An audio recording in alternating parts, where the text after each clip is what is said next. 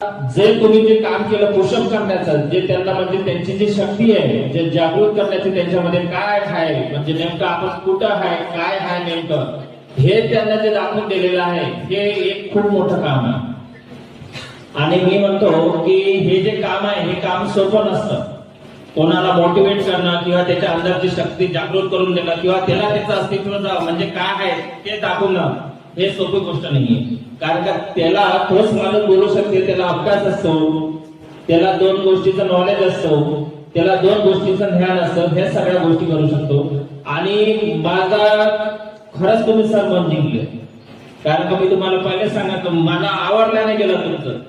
मी पहिले म्हटलं मला माहीत भेटेल नाही भेटेल, पण मला त्या मुलीचं कौतुक केल्यापेक्षा पहिले तुमचं कौतुक करायला वाटलं. कारण का ती मुलगी माझ्यासाठी एक प्रेक्षणीय आहे. त्याच्यामध्ये जे वर्तन म्हणजे बदल दिसलेला आहे, तो लाखातून एक दिसलेला आहे मला आज. आणि तो माझ्यासाठी ह्या तुम्ही जो कार्यक्रम घेतला त्या कार्यक्रमाचं सार्थक झालं असं समजतो. कारण का